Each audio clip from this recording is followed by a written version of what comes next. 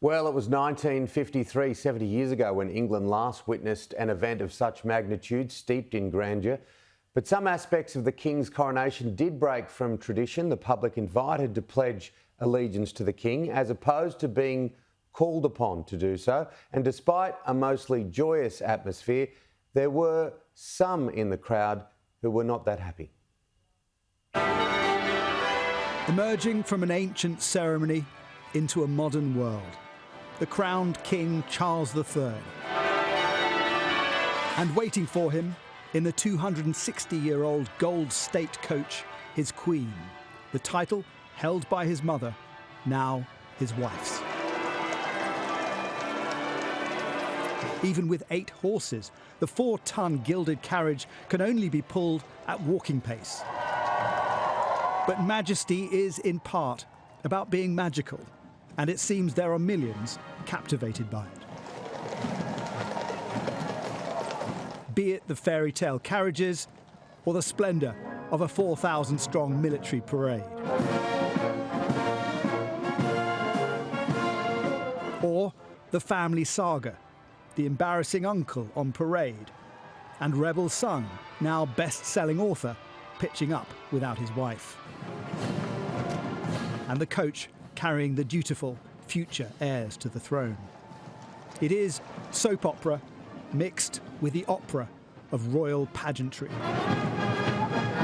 An elected official couldn't do what they do. It's just so perfect. Their allure, it's fairy tale. It brings everybody together. There's unity. It's the proudness of being British. That's what the monarchy is all about. Thousands have come here just to be in touching distance of history, because of course a coronation is something we've not experienced in decades. But for that same reason, it's left others asking whether we've moved on from what it represents. There was a zone set aside for protesters, but some mixed with the royalists on the Mall. One here arrested for bringing a megaphone that police said may have spooked the horses. I feel strongly that we should elect any head of state or anybody with any ceremonial responsibility, and we've got a wonderful country full of talented people who don't inherit privilege and wealth.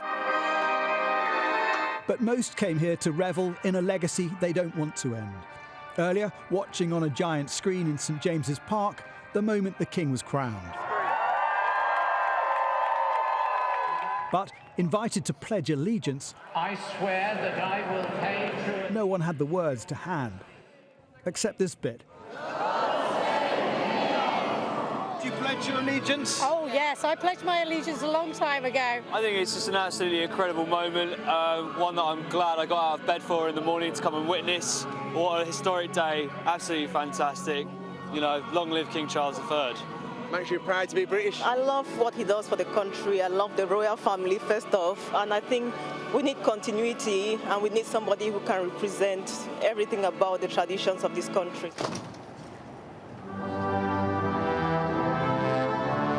There is continuity, but unfamiliarity too, in seeing a man so many years a prince, now head of state, head of the Church of England, and head of the armed forces. 3 cheers for His Majesty the King and Her Majesty the Queen!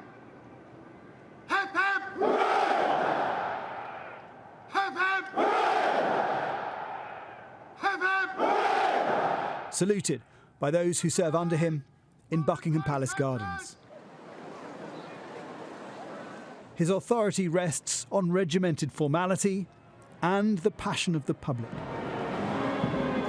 and whether they connect with him. Certainly, there was a rush on the Mall for the best view of the finale.